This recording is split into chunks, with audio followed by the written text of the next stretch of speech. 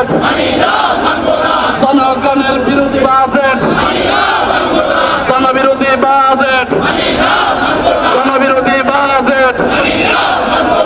জনাব ডক্টর হেলাল উদ্দিন প্রধান অতিথি হিসেবে উপস্থিত আছেন। একটি বাজেট দেওয়া হয়েছে 4 মাসের মাথায়, 9,38,000-এর বিশাল বাজেট। বাংলাদেশে এত বড় বাজেট কেউ দেয় নাই। বলা হয়েছে এটা নাকি জনবান্ধব বাজেট, কিন্তু দেশবাসী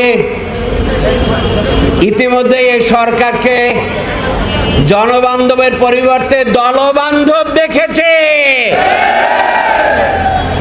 আর এই বাজেটের যে বিবরণ আসছে, সেই বিবরণও প্রমাণ করছে যে একটি দলবান্ধব বাজেট, যেখানে দল উপকৃত হবে, চাঁদাবাজ, লুটেরা, সুবিধাবাদীরা এই বাজেট থেকে উপকার লাভ করবে। দলবান্ধব সরকার বিদ্যুতের বিল বাড়িয়ে দিয়েছে, জনবান্ধব সরকার তেলের মূল্য বাড়িয়ে দিয়েছেন। সংসদে বাজেট দিয়ে আলোচনার মধ্যেই তো বাড়াতে পারতেন, কিন্তু তা করা হয় নাই।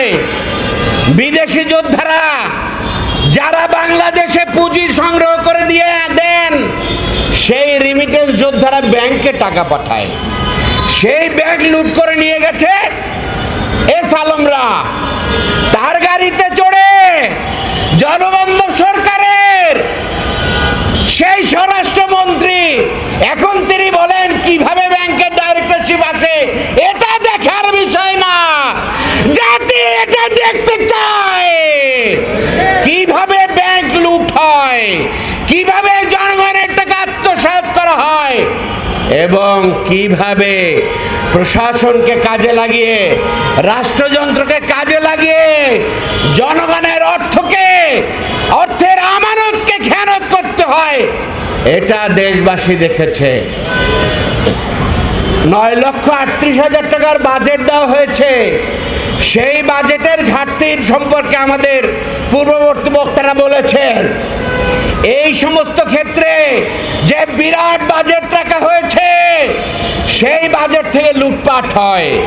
বাংলাদেশে যে সমস্ত রাস্তাঘাট নির্মাণ হয়, যোগাযোগ অবকাঠামো, উন্নয়ন অবকাঠামো বাংলাদেশের সবচাইতে বিদেশে উন্নত দেশের যে বাজেট বরাদ্দ হয় তার থেকে 3 গুণের বেশি বাজেট দেওয়া হয়। এগুলো দলীয় লুটেরাদের সুবিধা দেওয়ার জন্য এটা করা হয়। এই বাজেট যদি জনবান্ধব হতো, তাহলে এই বাজেটের পরিমাণ আরো অনেক কম হতো এবং উন্নয়নের ধারা আরো ব্যাপকভাবে জনবান্ধব কল্যাণকর হওয়ার সুযোগ ছিল।